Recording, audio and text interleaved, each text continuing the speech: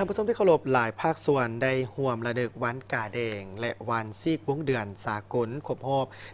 162 ปี โดยการห่วมบริจาคเลือดเพื่อเป็นการช่วยเหลือสังคม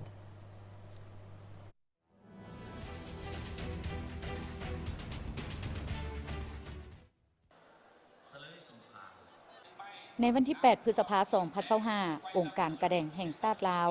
ได้จัดกิจกรรมบริจาคเลือดแบบเปิดกว้างขึ้นเพื่อเฉลิมฉลองวันกาแดงและซีกวงเดือนสากลครบรอบ162 ปีแต่วันที่ 8 พฤษภาคม ปี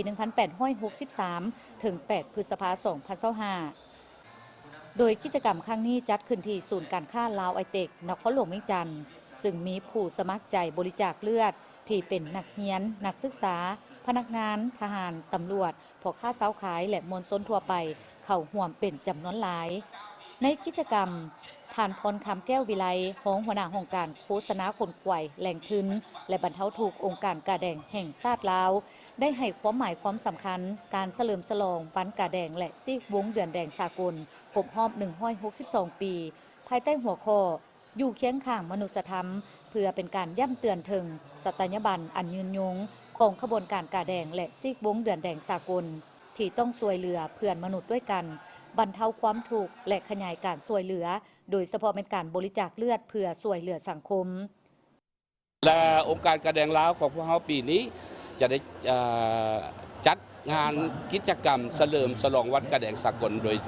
กิจกรรมรับบริจาคเลือดเนื่องจากว่าคือดังพวกเราฮู้นำกันแล้วว่าเลือดเป็นสิ่งที่สำคัญและบ่มีโรงงานมาผลิตสารชนิดใดไปทดแทนเลือดของคนเฮานี่ได้มีแต่เลือดจากคนไปใส่คนได้ฉะนั้นการบริจาคเลือดนี่จึงเป็นหน้าที่พันธะของพวกเฮาเบิดทุกคนต้องได้ซอยกันและปัจจุบันนี้เนาะเลือดหันบ่เพียงพอกับความต้องการของสังคมมาจากหลายปัจจัยในเมื่อก่อนมันพวกเฮาได้เลือดจากนักเรียนนักศึกษาแต่ปัจจุบันนี้นักเรียนนักศึกษานะอันนึงอายุเขาบ่ฮอด2มาน้ำหนักเขาบ่ถึง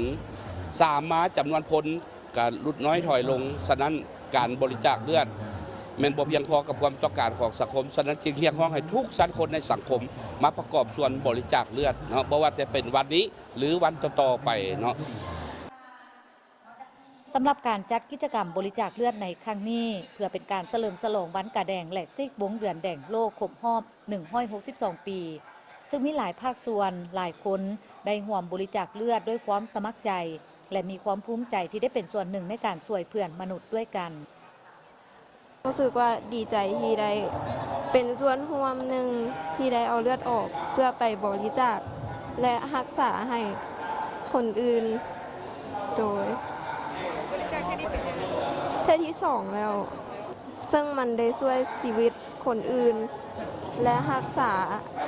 ชีวิตคนอื่นได้น้องอยากขอเชิญชวนว่าให้ทุกคนหรืออีกหลายๆคนนะให้พากันมาบริจาคเลือดเพื่อจะได้ช่วยชีวิตผู้อื่นได้หลายคนนะ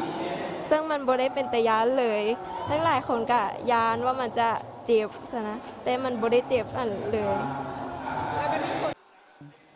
องค์การกาแดงแห่งชาติลาวเป็นองค์การจัดตั้งทางสังคมของสาธารณรัฐประชาธิปไตยประชาชนลาวโดยปฏิบัติตามพระราชบทบาทและหน้าที่ของตนเองในการจัดตั้งปฏิบัติเรียกงานมนุษยธรรมภายใต้กฎหมายและรัฐธรรมนูญและ7หลักการของขบวนการกาแดงสากลคือช่วยเหลือบรรเทาทุกข์เบื้องต้นให้ประชาชนที่ประสบภัยพิบัติทางธรรมชาติและมนุษย์สร้างขึ้นจัดหาและสนองเลือดที่ปลอดภัยส่งเสริมสุขภาพขั้นพื้นฐานแก่ประชาชนบรรเทาการปฐมพยาบาลการกู้ภัยฉุกเฉินโฆษณาซอกหาแหล่งทุนสร้างสมาชิกและอาสาสมัครสืบเท้าหาญาติพี่น้องที่พัดพรากจากกันและพัวพันร่วมมือกับสากล